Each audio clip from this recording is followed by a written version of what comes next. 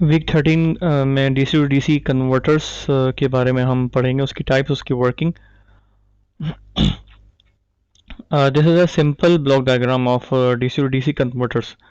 जो input line है, input source है, वो सिंगल फेस और थ्री फेस हो सकती है। एसी लाइन वोल्टेजेस और उनकी कन्वर्जन डीसी में अनकंट्रोल्ड डायोड रेक्टिफायर्स के थ्रू होती है डीसी टू डीसी कन्वर्टर्स में। जो डायोड्स के थ्रू आउटपुट जनरेट होगा वो पल्सेटिंग डीसी होगा, नॉट अ प्योर डीसी। तो इसी वजह से जो कैपेसिटर है वो लगाया जाता है फिल्टर दी रिपल्स जो कि आउटपुट डीसी वोल्टेज में आ रही होती हैं, उसको प्योर डीसी में कन्वर्जन के लिए। फिर सिमिलरली इस डीसी वोल्टेज को आगे डीसी डीसी कन्वर्टर्स के इनपुट दिया जाता है और उसको जो कंट्रोलिंग सिग्नल है वो जो ड्राइविंग सर्किटरी है वहाँ से उसको ड्राइव किया जाता है, क्योंकि वो कंट्रोल्ड कन्वर्टर्स होते हैं, कंट्रोल्ड रेक्टिफायर्स इसमें लगे होते हैं, जैसे थायरिस्टर है। और जी अनरेगुलेटेड डीसी इनपुट वोल्टेज होता है, आउटपुट जो है उसका रेगुलेटेड डीसी आउटपुट होता है। रेगुलेटेड का मतलब यह है कि अगर 5 वोल्ट का आउटपुट डीसी जनरेट हो रहा है कन्वर्टर से, तो इसका मतलब है कि अगर आप लोड को वेरी करेंगे, करंट अगर इंक्रीज होगा, डिमांड इंक्रीज होगी करंट की, तो वोल्टेज जो है वो ड्रॉप होने की कोशिश करेगा। तो जो सर्किटरी है, ड्राइविंग सर्किटरी, वो पैरेलल ब्रांचेस में जो कन्वर्टर्स होंगे उनको वो एक्टिव करेगी और कंट्रोलर जो है वो आउटपुट लोड कंडीशन को मॉनिटर करके उसके अकॉर्डिंगली करंट जो है वो उसको इंक्रीज करेगा और वोल्टेज को रेगुलेट करेगा, यानी वोल्टेज कांस्टेंट रहेंगे। तो डीसी डीसी कन्वर्टर्स जो है वो ज़्यादातर डीसी लोड ड्राइव्स के लिए ज़्यादा इस्तेमाल होते हैं और काफ़ी इनकी एप्लीकेशंस है। अब डीसी डीसी कन्वर्टर्स के अंदर आते हैं चॉपर। चॉपर ही जो डिवाइस है मेनली उसका काम होता है कि डीसी वोल्टेजेस को या तो डिक्रीज करना और या फिर इंक्रीज करना। तो a chopper is a static device which is used to obtain a variable DC voltage from a constant DC voltage source। यानी इनपुट सोर्स है और आउटपुट आप अगर इंक्रीज करना चाहते हैं एज पर योर नीड तो वो आप इंक्रीज कर सकते हैं, और अगर आप उसको ड्रॉप करना चाह रहे हैं, डिक्रीज करना चाह रहे हैं, तो वो भी आप कर सकते हैं। तो इस स्टेटमेंट में मतलब वेरिएबल डीसी वोल्टेज जो है वो आउटपुट के बारे में बताया। A chopper is also known as DC DC converter, हम कहते हैं थायरिस्टर बेस्ड कन्वर्टर्स है। और थायरिस्टर बेस्ड का फ़ायदा यही है कि उसमें मेंटेनेंस कम होती है और इनकी एफिशिएंसी ज़्यादा होती है, स्मॉलर साइज होते हैं, स्मूथ कंट्रोल, उनको कंट्रोल करना आसान है। और इसी तरह से chopper are widely use in trolley cars, battery operated vehicles में, क्योंकि जो बैटरी से मोटर का आप ड्राइव कर रहे हैं वो तो डेफिनेटली वो डीसी मोटर होगी, तो उसको डीसी वोल्टेज ही चाहिए। तो डीसी टू डीसी कन्वर्टर जो है वो एक्चुअली उसको ड्राइव करते हैं। फिर एक और जो इसकी बहुत ज़्यादा जो एप्लीकेशन है कि जो बहुत ज़्यादा हैवी ड्यूटी जो लोड है, रीजनरेटिव ब्रेकिंग, जो कि कॉन्सेप्ट है कि यानी जो एनर्जी मोटर को ऑफ करने में इस्तेमाल मतलब जनरेट हो रही है, तो उसको इसी सर्किटरी चॉपर के थ्रू आप स्टोर कर सकते हैं, वापस से आप एडअप कर सकते हैं सोर्स स्टेशन में। ठीक है, तो ये इसकी एक बेनिफिट्स है। अब अगर हम मेनली टाइप्स की बात करें तो चॉपर की जो मेन कैटेगरीज हैं वो 2 कैटेगरीज हैं। एक है स्टेप डाउन चॉपर और एक है स्टेप अप चॉपर। जो स्टेप डाउन चॉपर है तो नाम से समझ में आ रहा है कि जो आउटपुट है उसका वो इनपुट से कम होगा, तो इसीलिए हम उसको स्टेप डाउन कहेंगे। और जो स्टेप अप चॉपर है वो इनपुट जो सोर्स है वो उससे ज़्यादा वोल्टेज जनरेट करेगा। तो अब हम देखते हैं यहाँ पे जो आपको सर्किट डायग्राम एक जनरल सी जो स्कीमेटिक डायग्राम है यहाँ शो की गई है कि इनपुट जो है वो वोल्टेज V है, इनपुट डीसी वोल्टेज, और यहाँ पे जो चॉपिंग एलिमेंट है वो थायरिस्टर है, जो कि कंट्रोल्ड डायोड डिवाइस कहलाता है ये, मगर ये कंट्रोल 3 टर्मिनल डिवाइस है। इसमें से जो करंट गुजरेगा जो आउटपुट पर जाएगा वो आई नॉट है, और आउटपुट जो वोल्टेज है डीसी वोल्टेज वो वी नॉट है, जिसको हम एवरेज आउटपुट वोल्टेज भी कहते हैं। एवरेज डीसी वोल्टेज जो है हम इसलिए उसका टर्म्स यूज़ करते हैं क्योंकि जितने भी आपके डीसी वोल्ट मीटर्स हैं वो एवरेज वोल्ट्स को ही मेजर करते हैं, ठीक है।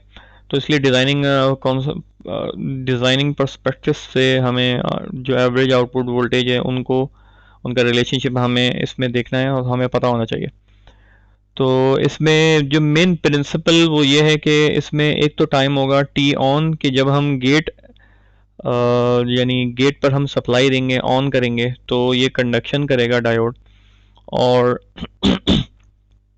इसके इनपुट पर डीसी सप्लाई हमने दी है, तो इसकी वजह से ये ऑफ नहीं होगा उस वक्त तक जब तक हम गेट पर 0 वोल्ट अप्लाई नहीं करेंगे।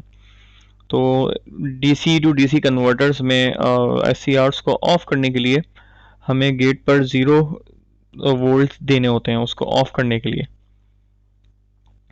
और यहाँ पर हमने जो एग्जांपल लिया है वो रेजिस्टिव, प्योर रेजिस्टिव लोड लिया है, तो इसलिए ज़्यादा प्रॉब्लम नहीं है इसको सर्किट को समझने के लिए।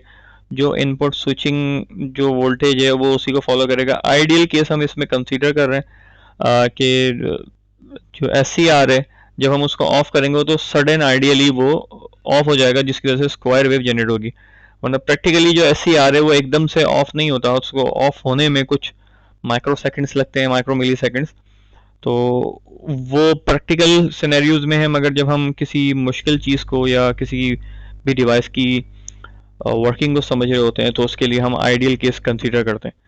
तो लेट्स से कि टी ऑन वो टाइम है जिसमें जो चॉपर है वो ऑन होता है, तो सप्लाई जो वी है वो रजिस्टर को मिलेगी, यानी जो लोड है। और इस केस में वी जो है वो वी नॉट के बराबर होगा अगर हम मुस्तकिल इसको ऑन कर देते हैं, ठीक है। हम इसको ऑफ नहीं करते तो कांस्टेंट डीसी सप्लाई इसको मिलती रहेगी। जब हम इसको ऑफ करेंगे तो उस वक्त जो आई जीरो है वो भी ऑफ हो जाएगा, जो वी नॉट है वो भी जीरो हो जाएगा, ठीक है।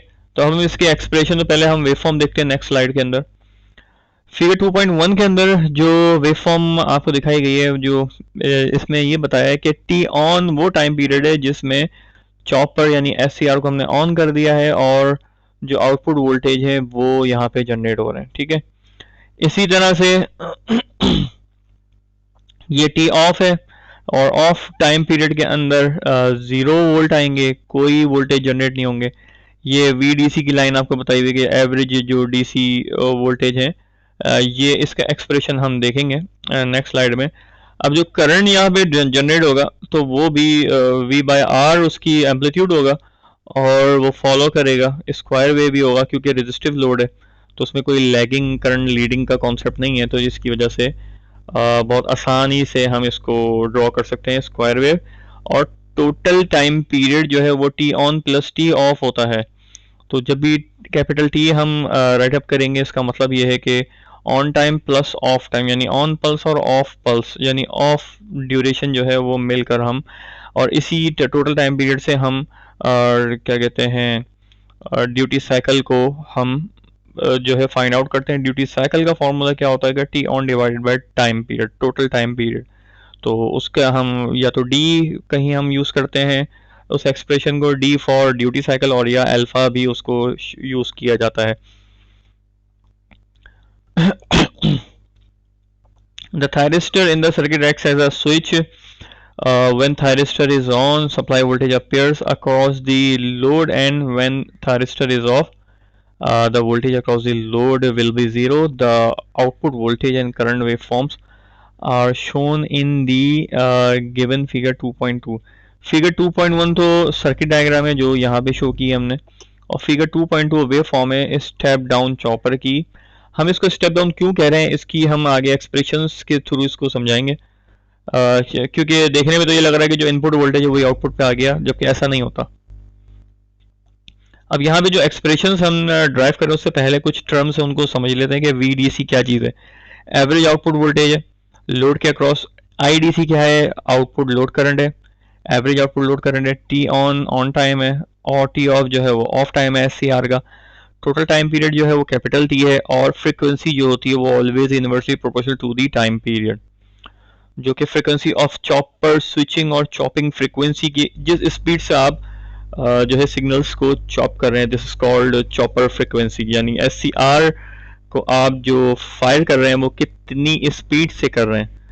तो अगर टोटल टाइम पीरियड है तो उसके दरमियान में आपने कितनी साइकिल्स में आपने एक ही दफ़ा उसको आपने ऑन करना है, क्योंकि ऑन टाइम जो है वो उसी को हमने वेरी करना है।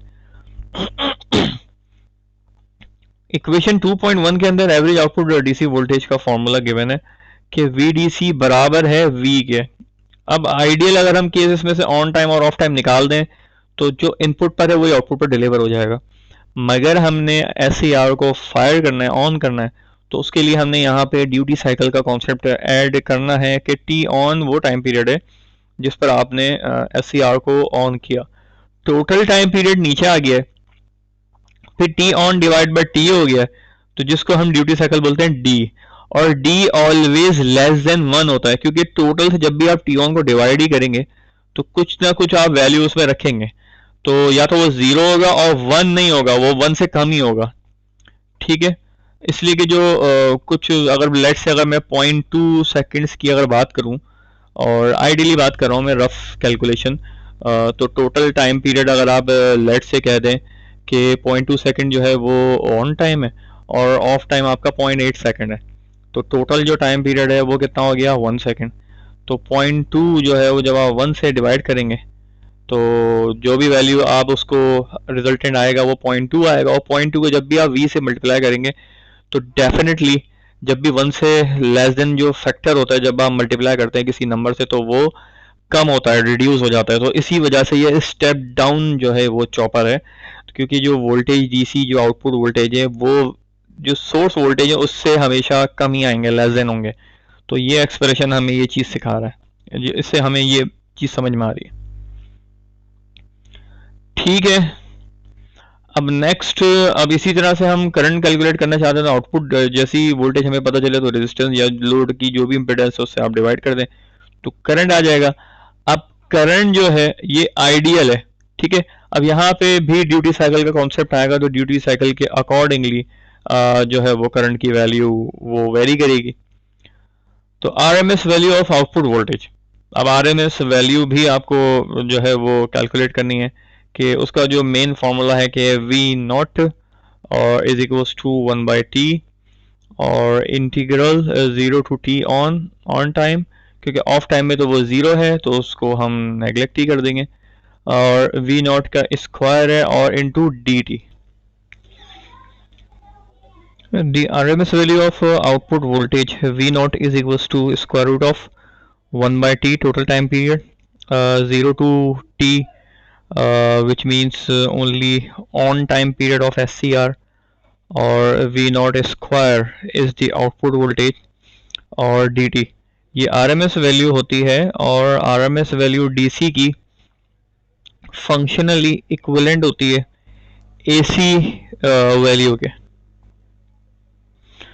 फॉर एग्जांपल अगर 10 वोल्ट RMS AC वोल्टेज है और अगर वो प्योर एक रेजिस्टिव लोड को अगर ड्राइव करें तो same amount of heat dissipation जो जनरेट होगी और वही same amount of heat dissipation 10 volt DC RMS voltage की सप्लाई से जो है वो जनरेट होगी। तो इसलिए effective value of DC supply जो RMS वैल्यू है वो भी हमारे लिए बहुत इंपॉर्टेंट है, तो इसलिए उसका फॉर्मूला यहाँ पे जो है वो शो किया है। अब during the on time period जो V नॉट है ना आउटपुट वोल्टेज वो बराबर है V के, यानी जो मेन प्रीवियस जो सप्लाई है हमारी उसके जो DC सप्लाई है और जो आउटपुट सप्लाई है यानी आउटपुट जो वोल्टेज है लोड के अक्रॉस V नॉट वो बराबर होंगे during the on time period V के। तो इस वजह से हम V नॉट की जगह पे V को सब्सटीट्यूट करेंगे तो RMS वैल्यू जो है उस पर आप वेरिएबल्स को चेंज करने के बाद इंटीग्रेशन जब हम अप्लाई करेंगे तो फाइनल जो हमारे पास रिजल्ट आएगा वो square root of duty cycle into V जो कि वोल्टेज है। अब इस फॉर्मूले से भी नज़र आ रहा है कि जब ड्यूटी साइकिल आप स्क्वायर रूट कैलकुलेट करेंगे तो वो भी पॉइंट्स में वैल्यू होगी, जब आप मल्टीप्लाई करेंगे तो ओवरऑल जो वोल्टेज है आउटपुट वोल्टेज RMS वैल्यू हो या DC एवरेज वैल्यू हो आउटपुट की वो सोर्स से कम होगी।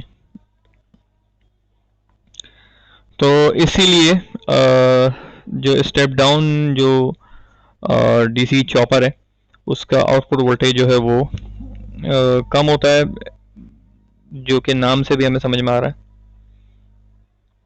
अब आउटपुट पावर का सिंपल फॉर्मूला है P not into V not into I not, but I not is equals to V not divided by R. तो आई की वैल्यू यहाँ पे रखिए तो आउटपुट पावर है वो यहाँ से कैलकुलेट होगी। Effective input resistance of chopper अगर आपने कैलकुलेट करनी है तो V divided by I D C है, और दूसरा capital R divided by D है, D फॉर ड्यूटी साइकिल है। The output voltage can be varied by varying the duty cycle. तो ड्यूटी साइकिल को जब आप वेरी करेंगे तो ऑब्वियसली बात है वोल्टेज जो है वो वेरी करेंगे। और ये जो एक्सप्रेशन है 2.10 जो इक्वेशन है ये ड्राइव की है इक्वेशन 2.5 से, जहाँ पे V divide by I D C बराबर होता है R अपॉन D के। यहाँ आप देखें कि V बाई R है और D जो है मल्टीप्लाई हो रहा है, तो R जो है उधर शिफ्ट करेंगे तो ऊपर आ जाएगा, आई डी सी उसकी जगह पे आ जाएगा और ड्यूटी साइकिल जो है वो डिवाइड हो जाएगा। तो इस तरह से हमने ये एक्सप्रेशन ड्राइव कर लिया। अब यहाँ पे हमारे पास दो तरह के मेथड्स होते हैं कि हम आउटपुट वोल्टेज जो है वो उसको वेरी कर सकते हैं। एक तो पल्स विड्थ मॉड्यूलेशन है और कांस्टेंट फ्रीक्वेंसी ऑपरेशन है। पल्स विड्थ मॉड्यूलेशन का मतलब ये है कि हम ऑन टाइम या ऑफ टाइम दोनों में से कोई एक फिक्स कर देते हैं और दूसरे को हम वेरी करते हैं। वेरिएबल फ्रीक्वेंसी कंट्रोल है, यानी हम नंबर ऑफ साइकिल्स जो है वो उनको वेरी करें तो उससे भी जो वोल्टेज है वो हम वेरी कर सकते हैं। अब पल्स विड्थ मॉड्यूलेशन के अंदर यही बात यहाँ पे बताई गई है कि फिगर 2.3 अगर आप देखें तो उसके अंदर ये चीज़ शो की गई है। मैं फिगर 2.3 जो है वो दिखाता हूँ। यहाँ पे ऊपर वाली जो वेव फॉर्म है इसमें ऑन टाइम आप देखें उसकी जो वैल्यू और ऑफ टाइम की वैल्यू ज़्यादा है और टोटल जो टाइम पीरियड है वो ऑन प्लस ऑफ टाइम है। नीचे वाली अगर आप वेव फॉर्म देखें तो इसमें पल्स विड्थ मॉड्यूलेशन इस तरह से की गई है कि ऑन टाइम है उसको इंक्रीज कर दिया गया और ऑफ टाइम जो है वो उसके अकॉर्डिंगली रिलेटिवली टोटल जो टाइम पीरियड है उसके अंदर ही उसको कम कर दिया है, तो ऑन टाइम हमने बढ़ा दिया है। तो इस तरह से जो है इसका जो टोटल जो टाइम पीरियड है वो तो फिक्स है, बट जो ड्यूटी साइकिल है वो हमने वेरी किया है, यानी ऑन टाइम हमने इंक्रीज कर दिया है। ठीक है, तो यही चीज इसमें बताइए। अब इसी तरह से वेरिएबल फ्रीक्वेंसी कंट्रोल में क्या होता है, in this method of control chopping frequency f is varied keeping either t on or t off constant। यानी किसी एक पल्स को यानी एक ड्यूरेशन को फिक्स कर दिया जाता है और उसकी मदद से जो टोटल फ्रीक्वेंसी का जो टाइम है ना वो आप वेरी करते हैं। This method is also known as frequency modulation. और फिगर 2.4 के अंदर इसको शो किया गया वोल्टेज जिसमें टी ऑन को हमने कांस्टेंट कर दिया है और वेरिएबल जो चॉपिंग पीरियड है वो हम वेरी कर रहे हैं। तो फिगर 2.4 को अगर आप देखें इसमें ऑन टाइम जो है वो फिक्स है, ऊपर वाली और नीचे वाली जो वेव फॉर्म है। टोटल टाइम पीरियड अगर आप देखें तो वो वेरी कर गया। टाइम पीरियड वेरी करने का मतलब है कि इन्वर्सली प्रोपोर्शनल है वो फ्रीक्वेंसी के, तो फ्रीक्वेंसी आपने वेरी कर दिया। तो फ्रीक्वेंसी आप इंक्रीज करते जाएंगे वोल्टेज जो है वो इंक्रीज होंगे। तो ये इसका रिलेशनशिप है।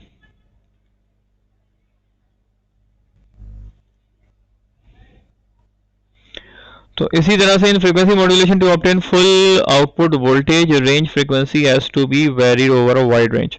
तो हमें फ्रीक्वेंसी जो है वो काफ़ी हमारे पास एक रेंज होती है मौजूद, जिसकी मदद से हम ये सारी रेंजेस को एडजस्ट करके हम चीज़ें जनरेट करते हैं। This method produces harmonics in the output and for large T of load current में बिकम डिसकंटिन्यूस।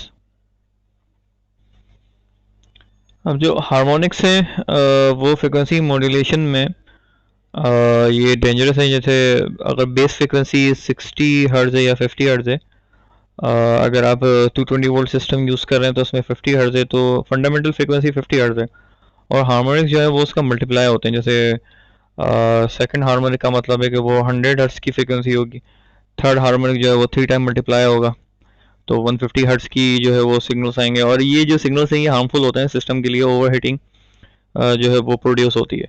सिमिलरली अगर आप ऑफ टाइम को आप बहुत ज़्यादा बढ़ा देंगे तो जो लोड करंट है वो डिसकंटिन्यूटी की तरफ चले जाएगा, तो वो डीसी से हट जाएगा, तो उसमें ये भी प्रॉब्लम है हमारे पास। अब हम आगे चलते हैं। अब फिगर 2.45 के अंदर step down chopper with RL load जो है और फ्री व्हीलिंग डायोड उसमें एडअप किया गया। ठीक है, तो फिगर 2.5 को हम देखते हैं, और उस लोड के साथ एक जो है वो बैटरी भी लगाई गई है, और ये भी एक डीसी लोड या डीसी सोर्स आप कह सकते हैं।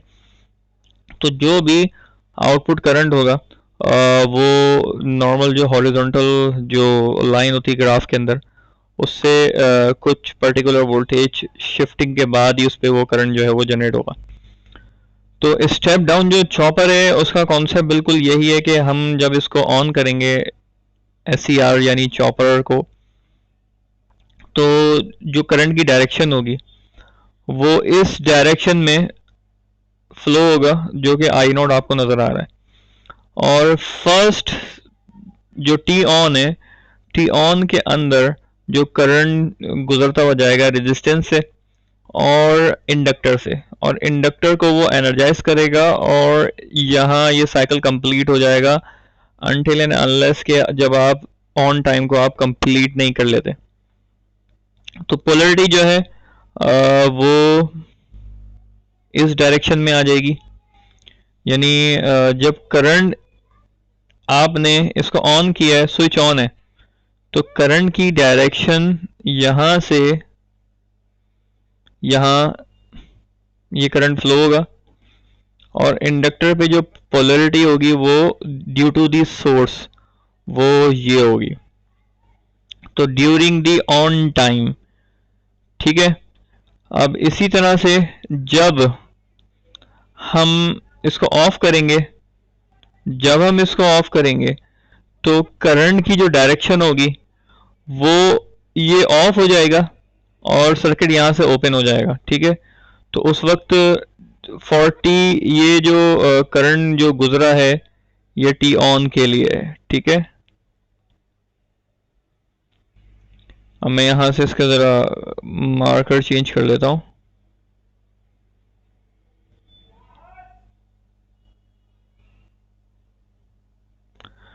और कलर में ये पर्पल सही रहेगा।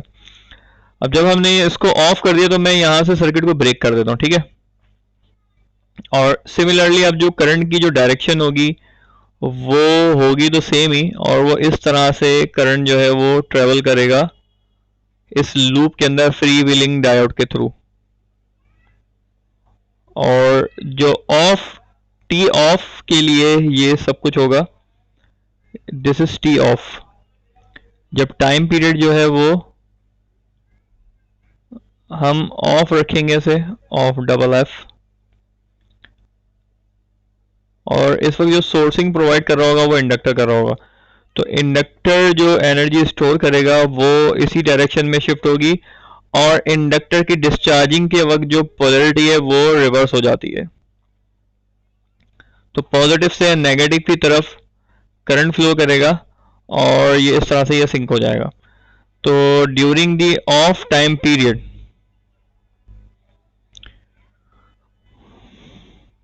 जो ओवरऑल आपको जब इसकी वेव फॉर्म आप जनरेट करेंगे, इसका एक्सप्रेशन निकालेंगे, तो ये स्टेप डाउन है, इसलिए कि जो वी नॉट है वो हमेशा वी से लेस देन ही होगा। जैसा प्रीवियसली हमने अभी देखा कि डिफरेंट ड्यूटी साइकिल पे जो डी है वो हमेशा 1 से लेस देन होगा। जब वो ड्यूटी साइकिल डायरेक्टली मल्टीप्लाई होगा वी नॉट से या डीसी वोल्टेज से, तो जिसकी वजह से ये स्टेप डाउन है, और ये इसकी वैल्यू वी से कम ही रहेगी। तो यही चीज़ जो है वो प्रीवियस स्लाइड में जो है ये बताई गई है कि when chopper is on the supply is connected across the load, current flows from the supply to the load, और when chopper is off the load current continues to flow in the same direction. ठीक है, through the freewheeling diode due to the energy stored in the inductor. The load current can be continuous or discontinuous depending on the values of L and duty cycle. अगर हम of time बहुत ज़्यादा बढ़ा देंगे तो उसका problem ये होगा कि करंट डिसकंटिन्यूस हो जाएगा. Similarly, for continuous current operation, the load current is assumed to vary between two limits, यानी I minimum और I maximum. जब इंडक्टर में से करंट गुजरता है तो वो लीनियरली जो है वो इंक्रीज हो रहा होता है और इसी तरह से ऑफ टाइम पीरियड के अंदर वो डिक्रीज होगा. फिगर 2.6 के अंदर जो है वो आउटपुट करंट और वोल्टेज जो है उसकी वेव फॉर्म्स को शो किया गया है और डिसकंटिन्यूस करंट ऑपरेशन को भी बताया गया है. तो फिगर 2.6 को देखते हैं. तो मैं इसको थोड़ा सा जूम कर लेता हूँ. हम इतने एरिया को जूम कर लेते हैं. सॉरी, मैंने ये ज़रा दोबारा से मैं इसको करूँगा.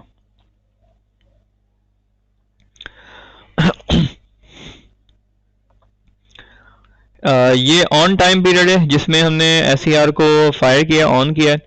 तो ड्यूरिंग दिस टाइम पीरियड जो करंट है वो लीनियरली मिनिमम से मैक्सिमम की तरफ वो इंक्रीज हो रहा है, ठीक है. और ऑफ टाइम पीरियड के अंदर जो करंट है वो फिर डिक्रीज हो रहा है.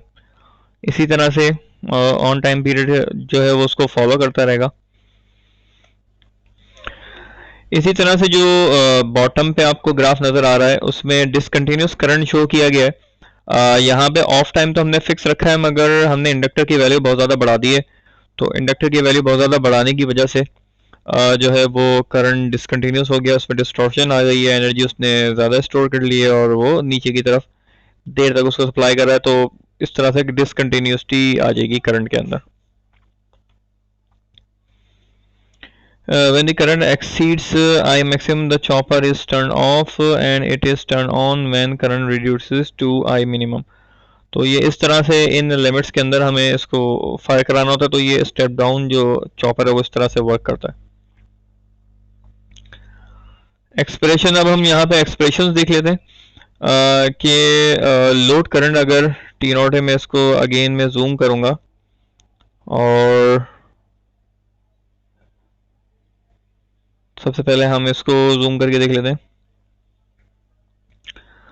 कि आई नॉट जो है जो लोड करंट है, जब हमने टी ऑन यानी SCR को हमने ऑन कर दिया तो 0 से टी ऑन तक जो है वो टाइम पीरियड टी है for continuous current operation when chopper is on.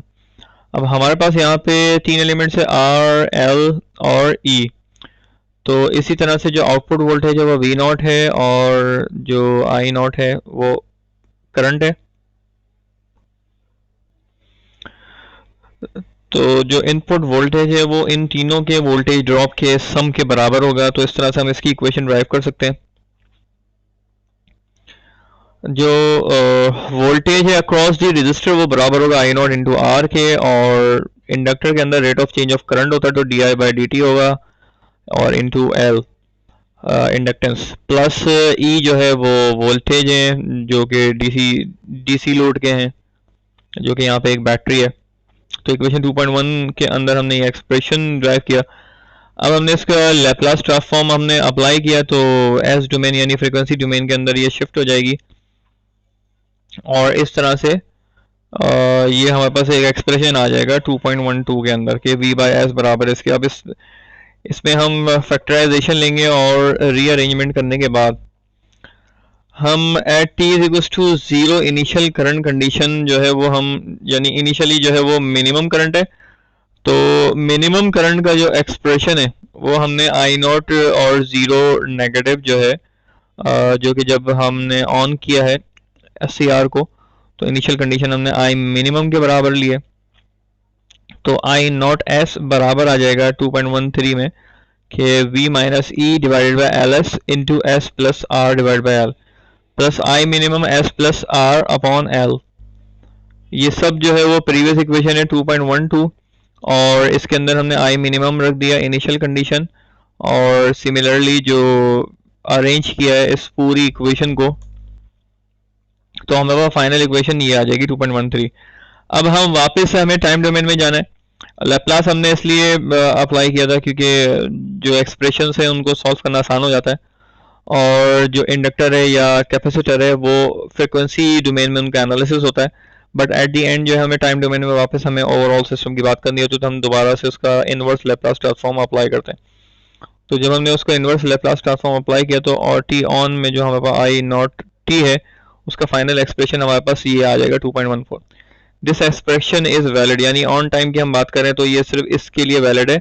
और during the period chopper is on, at the instant the chopper is turn off, जब चॉपर टर्न ऑफ हो जाएगा तो लोड करंट जो है वो मैक्सिमम हो जाएगा, इसलिए कि ऑन टाइम पीरियड के अंदर करंट जो है वो लीनियरली इंक्रीज हो रहा है और इंडक्टर जो है वो उसको एनर्जाइज हो रहा है। तो जब टी ऑफ की बात आएगी तो I naught T on is equal to I maximum हो चुका होगा, क्योंकि वो मैक्सिमम पे पहुंचने के बाद फिर वो डिक्रीज होगा। तो इसलिए आई मैक्स जो है वो अब हम उसको यूज करेंगे टी ऑफ के लिए। तो अब हम यहाँ पे एक्सप्रेशंस को देखते हैं कि जीरो टू टी ऑफ की जब हम बात करेंगे अगर टाइम पीरियड है तो जो प्रीवियस इक्वेशन है उसका क्या क्या उस पर इफेक्ट आएगा। इसलिए कि जब टी ऑफ का मतलब है चॉपिंग एलिमेंट की वजह से प्रीवियस जो सर्किट है वो अब एप्लीकेबल नहीं होगा, तो वो ओपन हो चुका है और जो फ्री व्हीलिंग डायोड है उसके थ्रू अब एनर्जाइज जो था इंडक्टर अपनी एनर्जी को डिसिपेट कर रहा है। तो इक्वेशन 2.15 जो है वो उससे हमने एक्सप्रेशन यहाँ फिर हम लैप्लास ट्रांसफॉर्म अप्लाई करेंगे और यहाँ पे जो इनिशियल कंडीशन है आई नॉट जीरो नेगेटिव वो हम आई मैक्सिमम लेंगे, क्योंकि जो ग्राफ के अकॉर्डिंगली करंट जो है वो मैक्सिमम पोजीशन में पहुंच के अब डिक्रीज होगा। तो हमने again same pattern same method के थ्रू हमने आई मैक्स जो है वो अप्लाई किया इनिशियल करंट जो है, और एस डोमेन जो है उसको हमने रीअरेंज किया वेरिएबल्स को और उनका इनवर्स लैप्लास लेने के बाद आई नॉट टी हमने निकाल लिया, यानी ड्यूरिंग दी टी ऑफ जो है जीरो टू टी ऑफ, तो आई नॉट टी का एक्सप्रेशन भी हमारे पास आ चुका है 2.16 के थ्रू। और द एक्सप्रेशन इज वैलिड, यानी ये सिर्फ ऑफ ड्यूरेशन के अंदर जब चॉपर ऑफ होगा जब वैलिड होगा ये। और इनिशियली जब ये दोबारा से हम इसको टर्न ऑन करेंगे तो मिनिमम से स्टार्ट होगा, क्योंकि टाइम पीरियड जब ऑफ था तो उसके एंड होने तक यानी एंडिंग पॉइंट तक बिल्कुल लास्ट पॉइंट पे जाके ये मिनिमम पे पहुंच जाएगा करंट, फिर उसके बाद दोबारा से जो इनिशियल करंट है वो आई मिनिमम से स्टार्ट होगा। तो इस तरह से हम ये कंप्लीट जो है वो आई मैक्स और आई मिनिमम का हम एक्सप्रेशन देख लेते हैं कि फ्रॉम इक्वेशन 2.4 अगर टी हम टी ऑन के बराबर ले लें और उसको D of total time period T के बराबर है, यानी ड्यूटी साइकिल और into time total time period. इसी तरह से I naught T is equal to I max है और आई नॉट टी जो है वो ऑन टाइम के अंदर इनिशियल जो हमने आई मैक्स के बराबर रखना है आई नॉट टी को।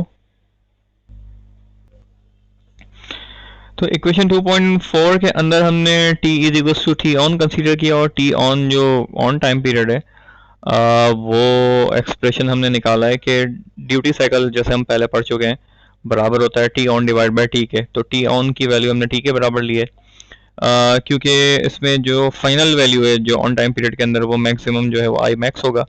हम इनिशियल कंडीशन को हम नेगलेक्ट करेंगे अब, क्योंकि हमें मैक्सिमम मिनिमम का हमने मिनिमम का तो रिलेशनशिप निकाल लिया था, अब हम मैक्सिमम का रिलेशनशिप जो है वो ऑन टाइम पीरियड के अंदर निकाल रहे हैं।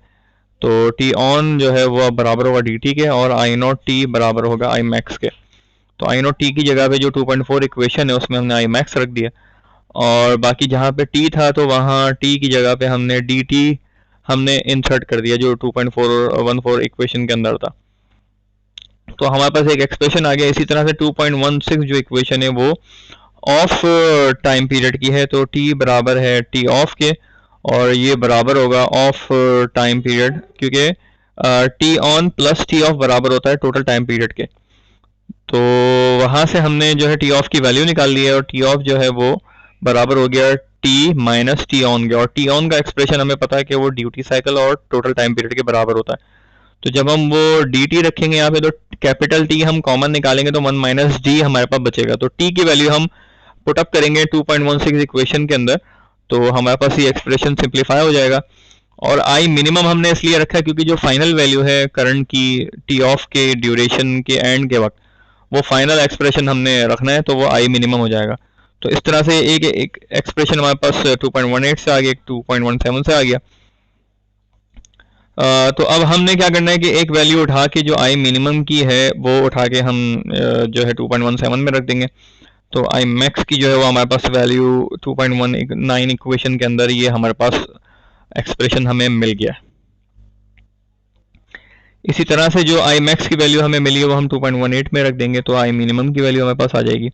तो I max minus I minimum is known as the steady state ripple, क्योंकि जो रिपल्स आ रहे हैं हमारे पास वो आई मिनिमम और मैक्स के दरमियान ही वो वेरी कर रहा है। तो पीक टू पीक जो रिपल करंट है उसको हम अगर कैलकुलेट करेंगे तो वो डेल्टा आई से हम शो करेंगे, आई मैक्स माइनस आई मिनिमम, और दोनों के एक्सप्रेशन हमारे पास मौजूद हैं। एवरेज आउटपुट वोल्टेज है वो हम पहले इसका एक्सप्रेशन निकाल चुके हैं।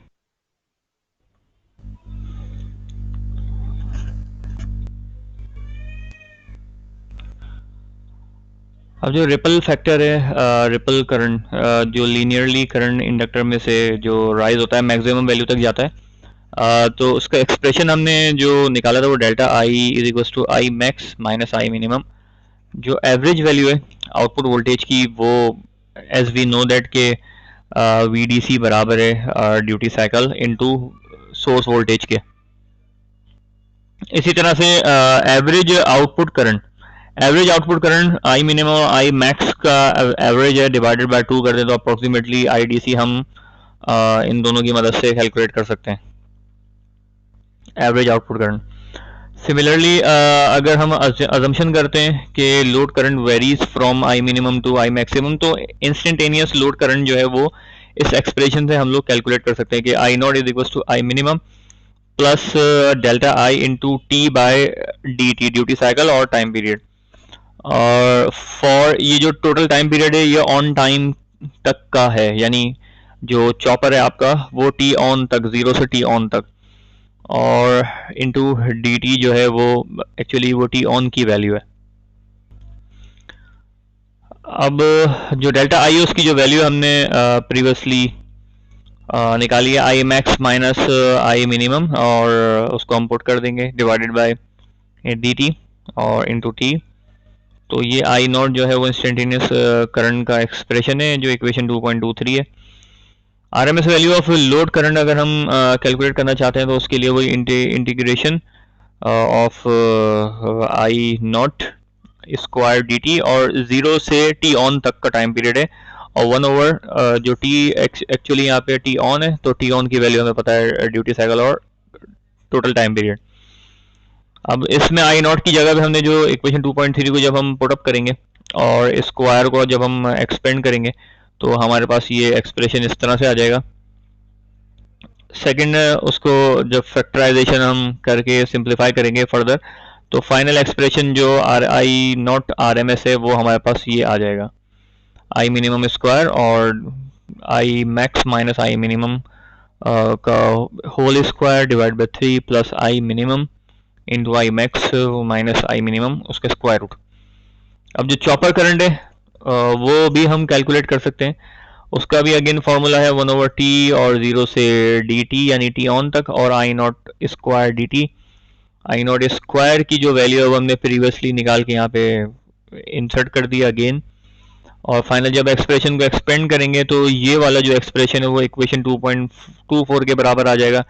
तो I not R M S को हम मल्टीप्लाई करेंगे स्क्वायर रूट डी यानी ड्यूटी साइकिल से, तो चॉपर करंट भी हम कैलकुलेट कर सकते हैं।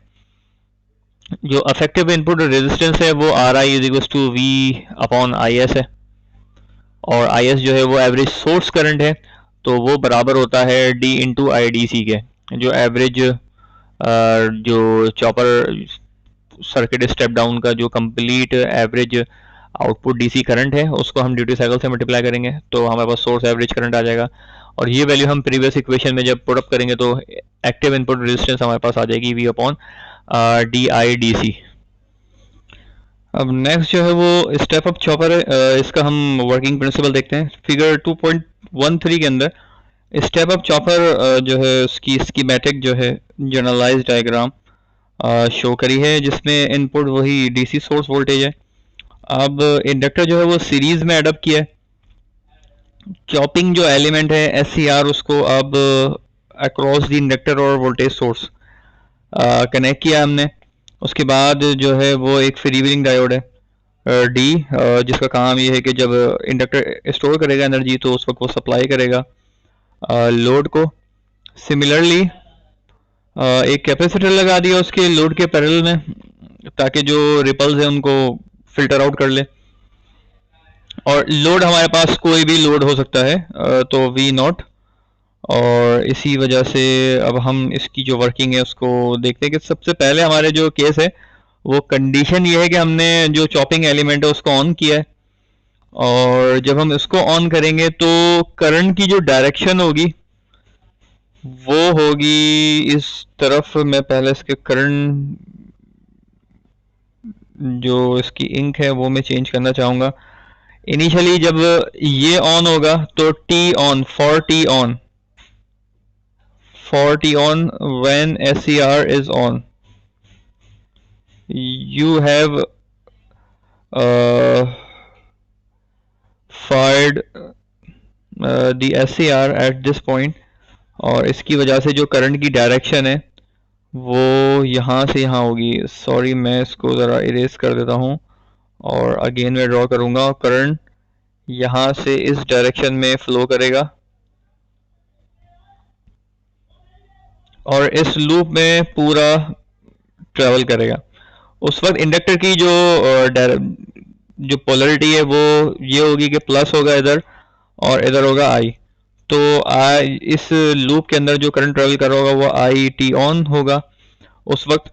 और उस केस में यहाँ पे नो करंट फ्लो, यहाँ पे नो करंट फ्लो, तो जिसकी वजह से लोड जो है उस वक्त उसको जो सप्लाई है, अगर हम initial condition, simple initial condition हम कंसीडर कर रहे हैं कि जो कंप्लीट जो एनर्जी है वो इधर ट्रांसफर हो रही है और इधर कुछ भी ट्रांसफर नहीं हो रहा है इस पार्ट में, तो टी ऑन के अंदर हम अगर आइडियली ये कंसीडर कर लें कि जो हमारा जो SCR है, SCR को अगर हम आइडियल कंडीशन में कंसीडर कर लें कि नो एनर्जी लॉस, तो जो वोल्टेज सप्लाई है वही कनेक्टेड है अक्रॉस द इंडक्टर जब ये थायरिस्टर जो है वो स्विच ऑन होगा।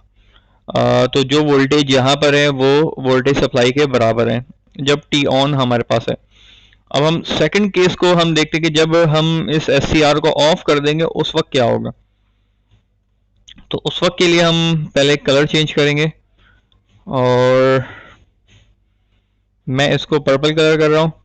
जब ये SCR ऑफ हो जाएगा तो टी ऑफ में जो करंट है उसकी डायरेक्शन क्या होगी। करंट की डायरेक्शन पहले हम डिसाइड कर लेते हैं, फिर देखते हैं कि हमें क्या क्या चीजें जो है वो कंसीडर करना पड़ेगा। करंट की डायरेक्शन ये होगी, लोड को करंट एनर्जाइज करता हुआ वापस इस डायरेक्शन में ये रिसाइकल हो जाएगा, और इस करंट का नाम मैं रख रहा हूं आई टी ऑफ, या आई ऑफ कह लें सिंपल। अब इसको हम स्टेप अप चॉपर क्यों कहते हैं, वो इस वजह से कि जब टी ऑन के ड्यूरेशन में जो एनर्जी स्टोर्ड करी थी इंडक्टर ने, क्योंकि इंडक्टर जो है वो रेट ऑफ चेंज एक एनर्जी स्टोर कर लेता है ड्यू टू बैक EMF, और वो रिलीज करता है। उस एनर्जी को रिलीज करने के लिए डायोड लगाया हमने। तो जब ये रिलीज करेगा तो करंट की डायरेक्शन तो यही रहेगी इंडक्टर में से, इसी डायरेक्शन में ये करंट फ्लो करेगा, और पोलरिटी जो है वो इंडक्टर की चेंज हो जाएगी, वो यहाँ से प्लस और माइनस, तो ये एज अ सोर्सिंग काम करेगा उस वक्त। तो करंट यहाँ से फ्लो करके इस डायरेक्शन में और वापस यहाँ से गुजर कर इधर आ जाएगा। तो एक एनर्जी तो इंडक्टर की जो है वो एडअप होगी इस करंट के अंदर, फिर इसी तरह से एक एनर्जी जो वोल्टेज सोर्स की है वो भी एडअप होगी इस सप्लाई के अंदर। तो जिसकी वजह से जो लोड को वोल्टेज मिलेगा वो ज्यादा होगा सोर्स वोल्टेज से, ठीक है। तो इंडक्टर की वैल्यू आप जितनी ज्यादा बढ़ाएंगे तो उतने ज्यादा वो वोल्टेज जो है वो मल्टीप्लाई हो सकते हैं, ठीक है। तो इस तरह से जो है ये स्टेप अप चॉपर जो है वो कंप्लीट इसकी कॉन्सेप्ट या थ्योरी फिनोमेना वो ये है। नेक्स्ट स्लाइड में हम देखेंगे इनके एक्सप्रेशंस के आउटपुट वोल्टेज है उसको हम कैसे कैलकुलेट कर सकते हैं, इनपुट वोल्टेज उसका एक्सप्रेशन क्या होगा, इसी तरह से आउटपुट एवरेज करंट क्या होगा। तो T during the T on और ड्यूरिंग दी टी ऑफ, तो इनके वोल्टेज एक्सप्रेशंस क्या होंगे, तो उसको हम देख लेते हैं। अब फिगर 2.3 के अंदर shows a step up chopper to obtain a voltage V not higher than the input voltage. So the values of L and C are chosen depending upon the requirement of output voltage and current. अब C जो है वो filtering के लिए है और inductor जो है वो ज़्यादा अगर एनर्जी स्टोर करने के लिए आपने ज़्यादा वैल्यू रखी है तो वो उतनी ही ज़्यादा एनर्जी स्टोर करेगा और वोल्टेज को उतना मल्टीप्लाई कर देगा। When the chopper is on, the inductor is connected across the supply. The inductor current I rises and the inductor stores energy during the on time of the chopper. As I told you earlier कि जब आप switch on करेंगे तो उस वक्त inductor जो है वो एनर्जी को स्टोर करेगा।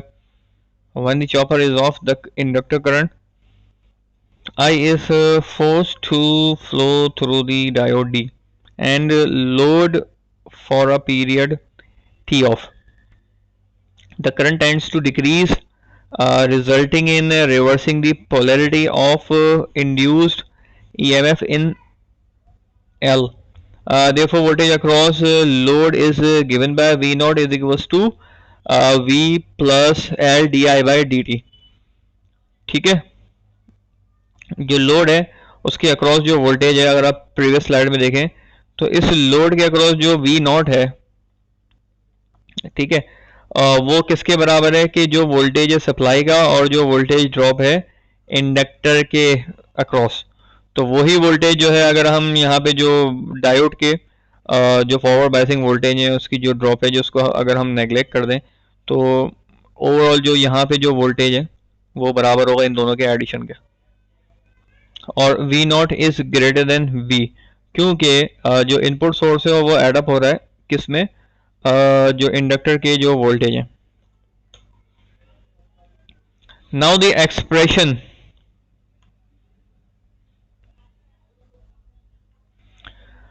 नाउ द एक्सप्रेशन, अब हम ये देख लेते हैं कि अज्यूम कि आउटपुट वोल्टेज जो है वो आई है, करंट इंडक्टर एवरेज करंट जो है वो आई है during the on end of time of the chopper. अब चॉपर जब ऑन होगा तो वोल्टेज अक्रॉस दी चॉपर या इंडक्टर इज V, जो कि वोल्टेज सोर्स है अगर हम आइडियल केस कंसीडर कर रहे हैं। Therefore energy stored in inductor वो सिंपल जो पावर की टर्म में अगर आप देखें तो VI और into T on during the time period on. तो टी ऑन जो है वो ऑन टाइम पीरियड है चॉपर का। इसी तरह से ऑफ टाइम पीरियड होगा।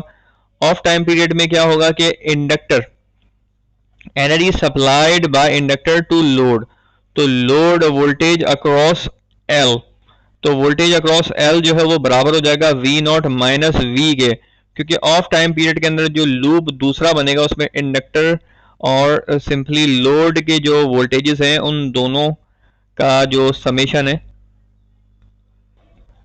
वो बराबर होगा वोल्टेज सप्लाई के। तो अगर हम वहाँ से इंडक्टर का एक्सप्रेशन मालूम करना चाहें तो V नॉट यानी आउटपुट वोल्टेज माइनस V है। Similarly energy supplied by inductor, अगर हम एनर्जी की बात करें तो करंट इसमें मल्टीप्लाई होगा और टी ऑफ हो जाएगा। तो ऑफ टाइम के अंदर जो एनर्जी सप्लाइड बाय इंडक्टर है वो भी हमें पता है और ऑन भी हमें पता है। तो अगर हम नेग्लेक्टिंग दी लॉसेस कर रहे हैं अजम्पशन कि नेग्लेक्टिंग ऑल द लॉसेस, तो energy stored in the inductor और energy supplied by the inductor वो बराबर हो जाएगी। तो यहां से हमारे पास एक एक्सप्रेशन आ जाएगा आउटपुट वोल्टेज का in terms of on time और प्लस ऑफ टाइम। अब हम फर्दर जो है इस पर हम काम कर सकते हैं क्योंकि जो T on plus T of है ये टोटल टाइम पीरियड होता है चॉपर का।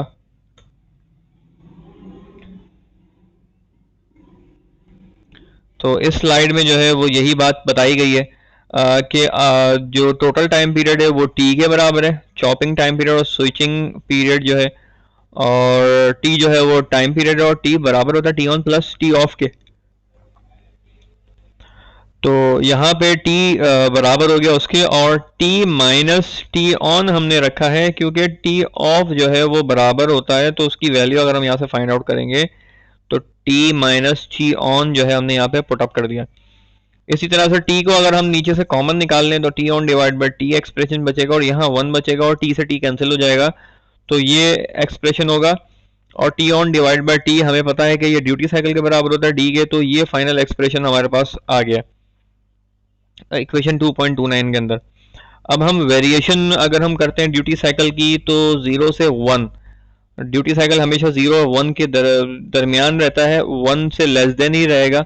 और इसकी वैल्यू की वजह से वोल्टेज को हम वेरी कर सकते हैं, और वोल्टेज जो आउटपुट वोल्टेज उसकी रेंज हमारे पास होती है V से बड़ा यानी इनपुट सप्लाई से बड़ा, और इन्फिनिटी यानी ये आइडियल केस है, इन्फिनिटी हम नहीं जा सकते, मगर हम इंडक्टर की वैल्यू बढ़ा के कैपेसिटेंस की वैल्यू सेलेक्ट करके हम प्योर डीसी जो है वो हम सिलेक्शन कर सकते हैं। ठीक है।